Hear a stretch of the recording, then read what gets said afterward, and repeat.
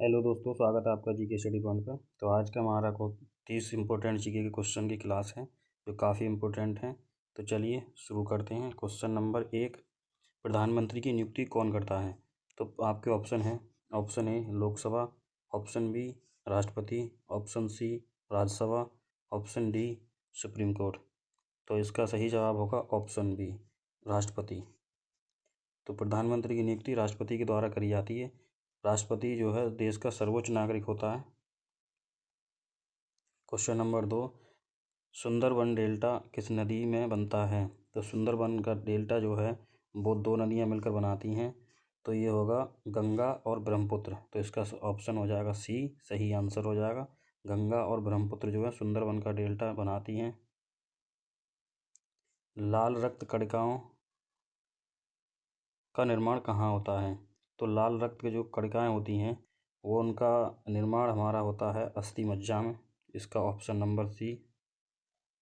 तुलसीदास किसके समकालीन थे? तो तुलसीदास जो थे वो अकबर के समकालीन थे। भारत का प्रथम नागरिक कौन होता है? तो भारत का प्रथम नागरिक हमारा देश का जो होता है वो राष्ट्रपति होता है। वीवो किस देश की कंपनी है? वीवो जो है चीन की कंपनी है। भारत में नोटबंदी कब की गई थी? तो भारत में नोटबंदी 8 नवंबर 2016 को करी गई थी। इसका ऑप्शन सी सही हो जाएगा।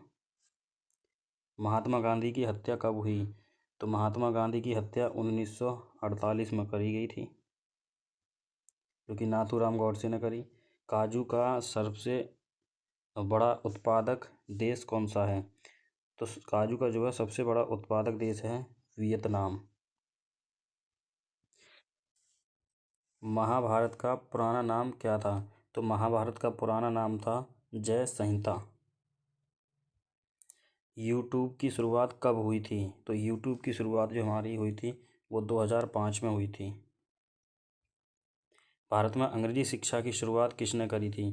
तो भारत में अंग्रेजी शिक्षा की शुरुआत जो है वो बेलेजली ने करी थी।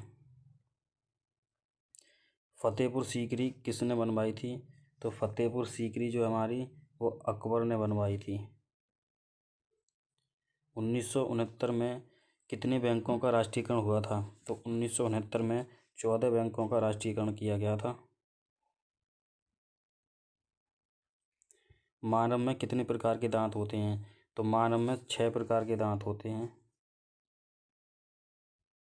सबसे प्राचीन वेद कौन सा है? तो सबसे प्राचीन वेद हमारा है ऋग्वेद, जिसे वेदों का वेद भी कहा जाता है।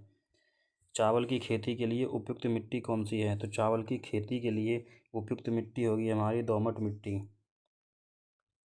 शरीर की सबसे बड़ी अंतःस्रावी ग्रंथि कौन सी है?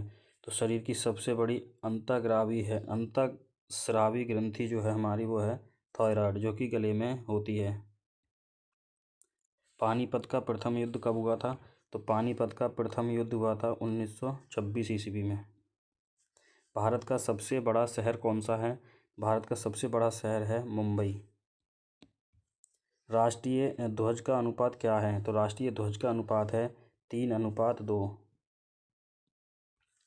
न्याय की जंजीर किसे कहा जाता है? तो न्याय की जंजीर के नाम से जहांगीर को जाना जाता है। उत्तर प्रदेश में कृषि विभाग की स्थापना कब हुई थी? तो उत्तर प्रदेश में कृषि विभाग की स्थापना हुई थी 1 मई 1920 को।